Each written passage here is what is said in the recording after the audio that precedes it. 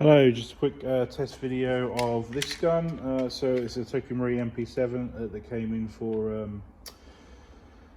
sleepy trigger issue, or basically I call it that, but effectively you pulled the trigger and the gun didn't fire. So i.e. trigger not working effectively was the issue, but it usually presents in the same sort of way.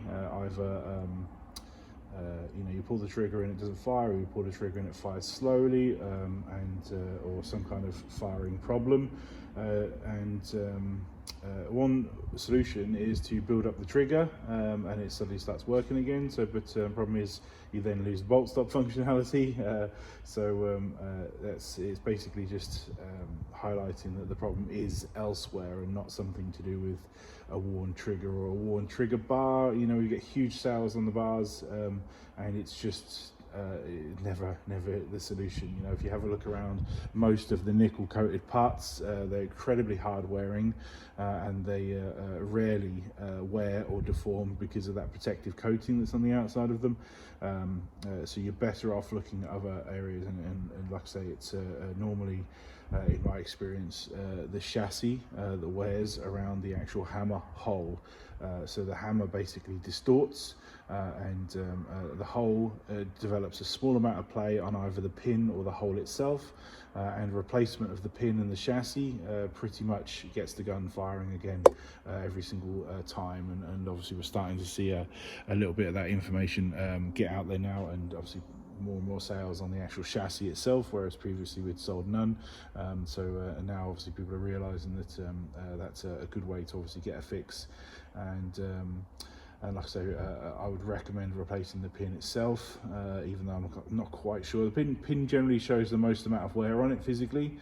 It could do with, like I say, that coating on there would be fantastic. So especially since it's a part that the hammer literally spins round on, and pivots. But what it does is essentially the hammer just tilts off to one side, which means now one side is shorter and the other side is longer. So obviously as you're pulling the trigger a preset amount of distance, it now no longer can get past the actual hammer, and therefore release it and it fire.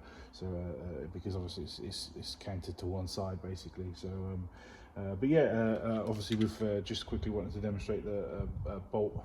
We've obviously serviced the gun and double checked the bolt function working, if you know what I mean. So obviously it's locking out the gun now, which is cool. And obviously it returns home at a nice pace. Sometimes that could be an issue, so obviously we've cleaned off a lot of the excess grease and make sure that pings home at a decent pace there, so nice and responsive. And sometimes the brand new ones can be quite greased, and that doesn't actually return home very quickly. So we always recommend sort of either running the gun for a bit, or just like I say, cleaning that all out. It's locking out, and we've done a range test on it, and it's firing okay. And obviously the main thing was repair the gun basically. So I just wanted to discuss it. So brilliant, thank you very much.